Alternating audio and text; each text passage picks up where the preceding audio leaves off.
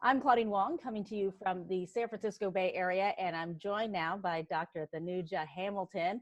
Long list of credentials for you. You were the physicians of South Jersey, a medical director at the Jefferson University Hospital Sleep Lab, the Virtual Memorial Hospital Sleep Lab. So sleep is your specialty, and I think a lot of us are losing sleep these days. So it's great to chat with you.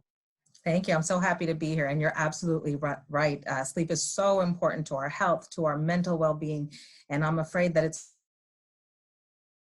being compromised during this difficult time. Yeah, I feel like we sleep better when we're on a schedule, right? Like we always want the more sleep, Yes. but if we, go to, like, children tell us this all the time, right? If you put them on a schedule and Yes. you sleep train children Exactly. then we do better. But the problem is our schedules are all messed up, and we just don't really know what's happening these days. And it's a pretty, I usually don't have a problem sleeping because I wake up early in the morning, and I always say, if you let me lean against the wall, I'm out. But these days, I'm just thinking so much and I can't turn my brain off. You're right. And sleep, it is, first of all, our circadian rhythms. People are seeing this as snow days, and it's not. We still have a responsibility to not be reckless with our schedule and have consistency. Our circadian rhythm is one of the things that controls our sleep. And just because you're home doesn't mean you should be reckless. Staying at home also doesn't mean staying inside the home. One of the things that control our circadian rhythm is light. And light wakes us up. It actually gives us vitamin D, which helps our immune system. And it also helps our mood, all right? It prevents seasonal affective disorder or the winter blues. So this is why, people in cloudy places, or people who live in Iceland where sometimes it's light all the time or dark all the time, really have to make a more concerted effort. For those of us who kind of have, our X amount of hours of daylight in a more traditional sense, we don't have to do that. So, like, big picture, I wonder, like, on a good day, when we have normal, regular stress and not a global pandemic taking over our lives and changing our everyday habits, what percentage of the population do you think sleeps well and is doing, would get an A on your sleep lab, probably much lower than you think. The other thing is, what is sleeping well? There's so many factors that affect our sleep, the amount of our sleep. Everybody, there's a lag time from the time when you say, I'm going to bed, to when you actually go to sleep. You actually go to bed, right? We're all powering down, doing that one last scroll through social media, or checking our emails, emptying the dishwasher, whatever it is we do. I feel like you're watching me now. That's exactly what I see. Right. And so it's we're getting less than we think. The other thing is, it's social media. The electronics, the social media, the blue wavelength lights. What happens there is, not only is TV or our tablets or our phones, not only are they distracting us, right? You get sucked down that rabbit hole, or you got to see what the end of this episode is, whatever it is, but that it's preventing our natural melatonin, because light wakes us up, but melatonin puts us to sleep.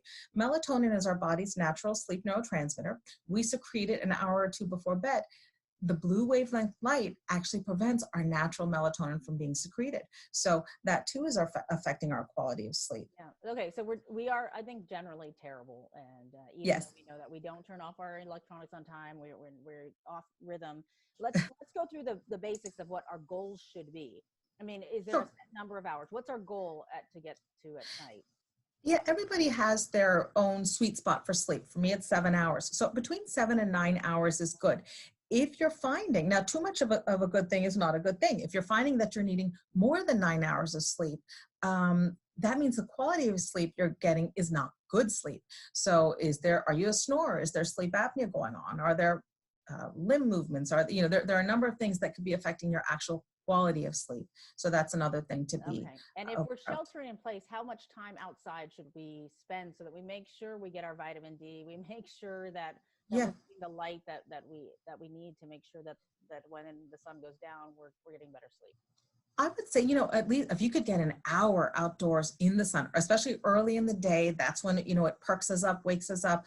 If you could get an hour, at least 30 minutes would be great. Soak in the sun. And even if you're, just say you're in a high-rise apartment building, you can't get outside. Everybody has windows. Sit by the window, open it up, and soak in that sun. Yeah, I mean, I think we kind of discount that even just being by a window. I mean, I'm looking outside right now, and even just when the sun Yeah. comes up, I feel like, Yeah. okay, it's a new day, and that psychologically, I don't know if all the other effects, but psychologically, that just kind of helps in your space. Absolutely. And keep normalcy in your day. Get up, take a shower, get dressed.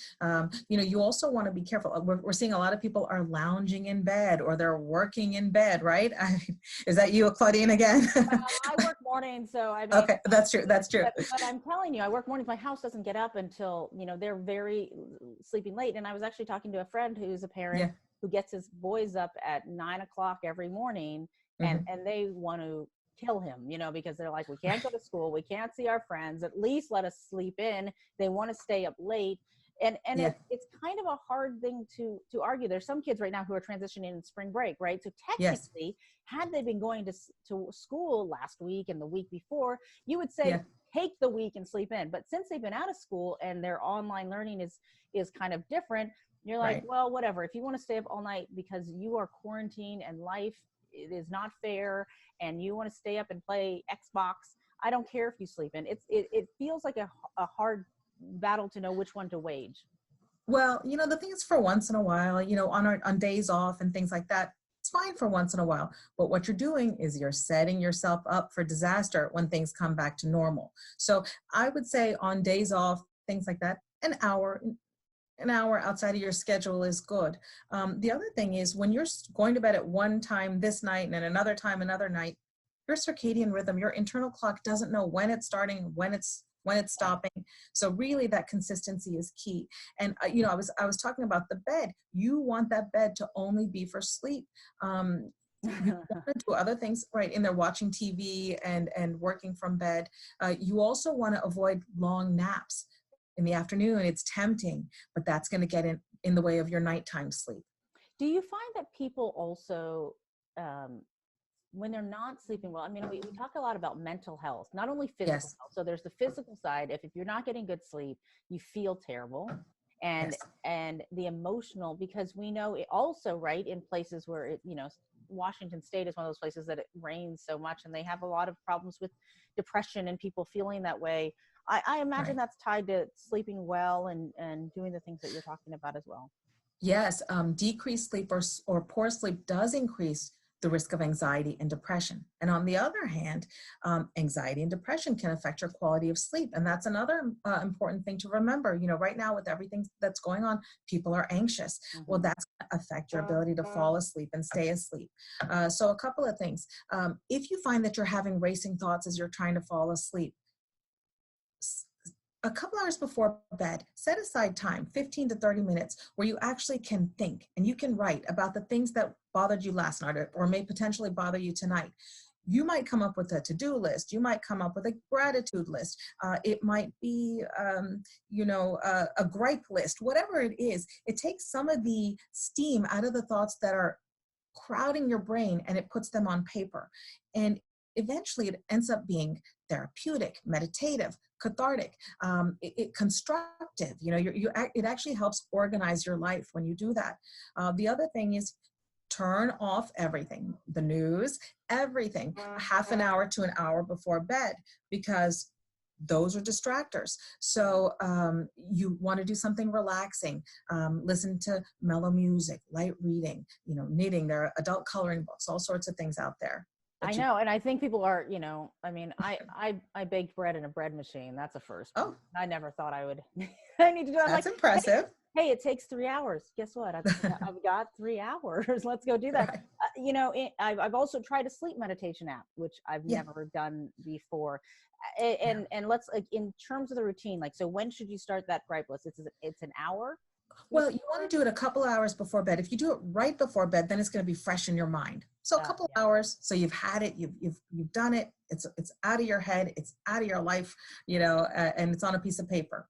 How long until you feel like it's working? Because sometimes, right, we try something and then we're like, that doesn't work. I didn't like it. Like whether it's yoga or sleep meditation or something, it takes a little while for your body or your mind to accept that this is actually helping me. No, you're right. And it's different for everybody. But whether it helps you tomorrow or a month or, 2 months from now, it's good. there's no arguing that writing, journaling, and getting thoughts on paper and organizing your mind is a good thing. So some people, it may take a little time. You may perseverate on thoughts or have these recurring thoughts come, and by doing this repeatedly, you should in a couple of weeks at least start to notice somewhat of a difference. Do you find too that diet's going to make a difference? I feel like everything that is comfort food, everything that makes us feel better is so terrible for us. I was just saying the other day, I'm like, I got to stop eating this stuff I'm usually not home because I'm working all the time. And now I'm like, oh, I'm not going to eat that, even though it's right there. Or I go to the store and if, there's already no toilet paper, so I buy cookies or something. Right. No, we all have that license.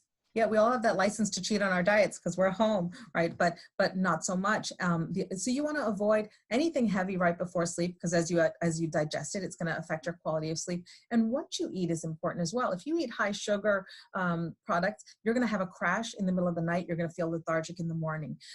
You might think, oh, let me try something healthy like broccoli and cauliflower. These are cruciferous vegetables. They contain they are gas producing vegetables. That's not a good thing. Yeah. That's not a good thing. And that'll keep you up in the middle of the night. You're going to feel bloated. It's going to digest you. So something small, something light, maybe a spoon of peanut butter, maybe a little bit of yogurt. Actually, melatonin is in cherries and pistachios. So something like maybe a bit of yogurt with some tart cherries and pistachio. Oh. A little bit too much. And again, you'll be digesting it, but a little bit is a good evening snack. And how long before sleep too? I mean, I know some people already know, right? They're like, I can't have coffee after 3. If I have coffee after 3, it's over. Like we know some of those things, but in a perfect world, you want to avoid eating 3 hours before bed. But if you just have those hunger pangs and you need something, okay, fine. An hour before bed, have a little something. And the other thing is watch for those greasy, spicy, salty foods because those can cause acid reflux and indigestion as well. Oh, so many things to think about. When people come into your sleep lab, how bad does it have to be? Because I think, if I'm going to go to a doctor for sleep, then I probably would let it go to a really bad point before, otherwise I just am like, this is the way it is. But in terms of, I bet you see some people who you say, you probably should have come to me earlier. This is not normal. I know you don't think you've ever been a good sleeper, but you need to reach out. When should you reach out? Or there are different reasons why people come, and the most common reason is for snoring and potential sleep apnea. So there are people out there, they know who they are, who are sleep divorced. So they are sleeping in different rooms so that they can have a better marriage, right? Because the partner is snoring, or he's got the TV on all night, or whatever it is. So remember, snoring is the vibrations of a crowded airway. It's starting to collapse. When it collapses all the way, that's apnea. And when that happens, now you have a host of other health issues that can happen. Your adrenaline goes up, raising your blood pressure, your heart rate, cortisol, your stress hormone goes up. That causes insulin resistance and centripetal belly weight, low oxygen levels, headaches. Your vessels constrict when you have low oxygen. Pressure backs up to your heart and lungs. Plus anxiety, depression, irritability, negative pressures bring acid up. So many health risks associated with sleep apnea. So when you snore, to me, it's sleep apnea until proven otherwise. Oh, well, that's interesting. And obviously it can be very dangerous and people have different ways of, how are you doing things there in terms of seeing patients, right? Because we have so many people who normally, they could go in and see people or really reach out. And I feel like people, even when they're struggling right now, even if they have some symptoms of what could be corona, they don't want to go in because they'll probably be turned away. So, what you guys are doing, how do you still It has been great. We're doing telemedicine, so I'm actually seeing patients. One thing about sleep is that it doesn't necessarily require an in-depth physical exam. I look at your airway and things like that, but and of course we do a physical exam when the patient is here, but it's one of those things that we can actually, from talking to a patient and getting history, we can assess, evaluate, and then send for diagnosis or treatment. So it's great. I'm seeing all my patients through televisits right now during this time, and I'm planning to do so afterwards. So it's wonderful to be able to reach as many patients as possible. In fact, we'll be going, I'll be actually practicing in more states as well, with this opportunity to reach patients. It's a great opportunity. Is there an average age of your patients that people come in and say, this is when I'm really identifying it? Because, right, like I think young people, children have some sleep issues sometimes, but young people don't, I mean, they don't necessarily notice or red flag it because they're not used to some system or some ability to monitor. That's true. That is true. I will say that the young people, though, I mean, when they are just struggling with school or just trying to get by, I mean, they're, a lot of times, yes, it is the parents that bring them, but the adolescents, the college students and things like that, a lot of times people think that they're lazy or they're not putting enough effort. And really it's because they have sleep issues. I mean, there are other issues like or sleep apnea. By the way, not because not everyone with sleep apnea is an older obese man. I have young people. I have people with normal weight who have sleep apnea. Sometimes it's just your anatomy. And so fatigue that can't be explained. Mm-hmm. Yeah. Is there any point where you telemedicine, where you're looking for markers, where you're like, this is someone who actually does need to go in and see someone because this is beyond a regular sleep issue that can address with habits and changes in routine? Yeah, when there's certain scores that we use to assess people, but when they're excessively drowsy, when they're unable to sleep at night, when their blood pressure goes up, sleep apnea is an increased risk for hypertension and atrial fibrillation. And so when it's difficult to treat, that might be a sign that there's sleep apnea going on. Depression, sometimes sleep issues are misdiagnosed as depression or certain mood disorders, ADD.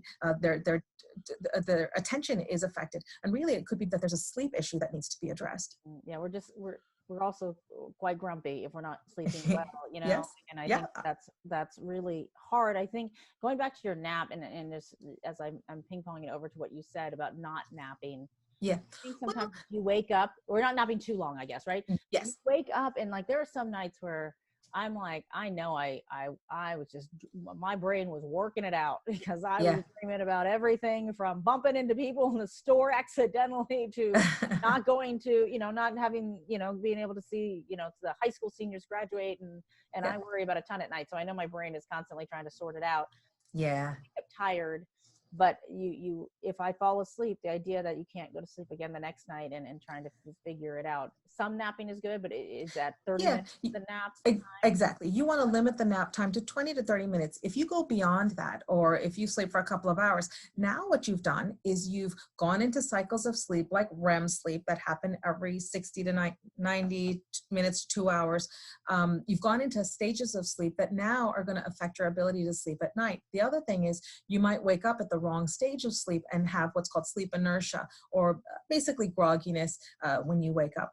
There is a little trick. It's called a coffee nap. Now, remember, coffee wakes you up, and napping helps refresh you. So you drink a cup of coffee, you nap for 20 minutes. By the time the coffee sort of kicks in, now the nap has opened your receptors for the coffee up, and it sort of gives you an exponential effect.